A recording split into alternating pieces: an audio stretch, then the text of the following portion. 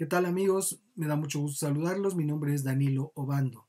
Vamos a continuar nuestro comentario sobre la carta a los Hebreos y en esta ocasión estaremos comentando el capítulo 11, los párrafos 24, 25 y 26.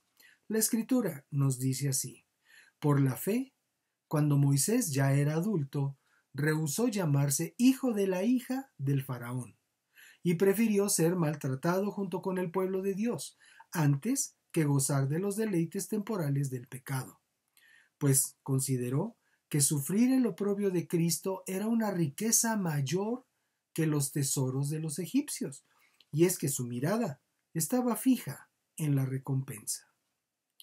Cada evento narrado por el Espíritu Santo en este capítulo de la carta a los Hebreos inicia con estas palabras: por la fe.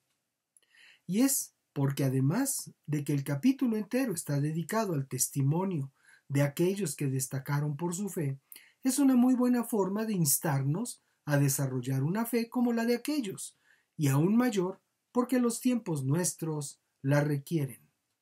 Por la fe, cuando Moisés ya era adulto, rehusó llamarse hijo de la hija del faraón.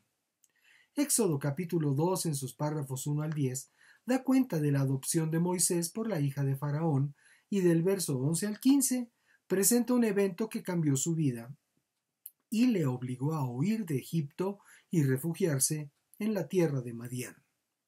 El libro de los Hechos, capítulo 7, verso 23, nos presenta dentro del contexto del poderoso testimonio sobre la trayectoria del pueblo de Israel que Esteban daba ante el sumo sacerdote, un dato importante en cuanto a la vida de Moisés. Cuando Moisés cumplió 40 años, sintió deseos de visitar a sus hermanos israelitas. Esto nos permite saber que Moisés vivió con todas las prerrogativas y beneficios que la vida en Egipto brindaba a sus personajes ilustres durante 40 años. Educación, alimentación, comodidades y lujos, pero también todo lo demás. Y así podemos entender lo que estos párrafos de Hebreos 11 nos informan. Por la fe, cuando Moisés ya era adulto, rehusó llamarse hijo de la hija del faraón. Al decir visitar a sus hermanos israelitas, Moisés salió de su entorno de realeza y posible glamour y decidió conocer la condición de sus hermanos que vivían en esclavitud y opresión. Y prefirió ser maltratado junto con el pueblo de Dios.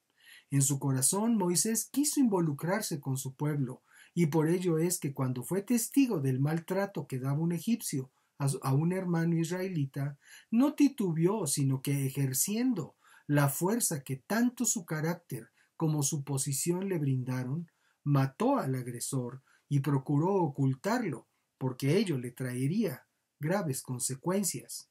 Y finalmente así fue. De esto tenemos evidencia en el libro del Éxodo capítulo 2 versos 11 al 15 y también en el testimonio de Esteban, antes que gozar los deleites temporales del pecado. Si el pecado no fuera placentero, nadie lo practicaría, pero como bien dice el Señor, su beneficio es temporal. La vida de las élites de poder por lo general está rodeada de placeres y excesos, y en muchos casos de perversión. Recientemente fue encarcelado en nuestro país un hombre que desde su posición de poder en la gubernatura de un estado soberano de la Federación era parte de una red de perversión infantil y tráfico de personas. Seguramente disfrutó de su pecado y de su posición de privilegios muchos años, un tiempo.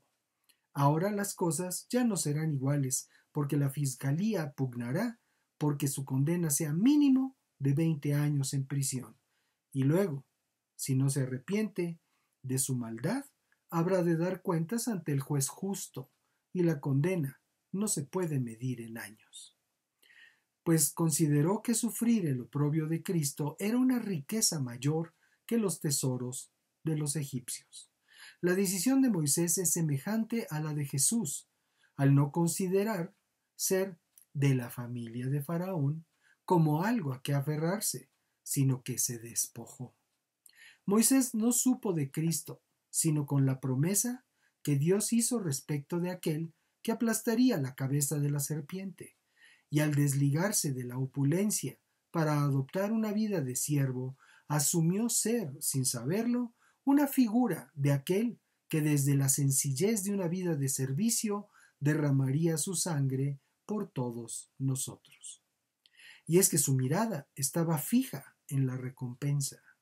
Jesús sabía que su sacrificio traería la oportunidad de vida eterna para todo el mundo, de manera que ofreció su vida con la mirada puesta en el beneficio que se esperaba, y antes de morir exclamó: consumado es. Así nosotros, quienes amamos al Señor y vivimos por su palabra, podemos vivir con la mirada puesta en la recompensa eterna, tal y como hizo Moisés. Bendiciones y paz. Nos vemos en la siguiente.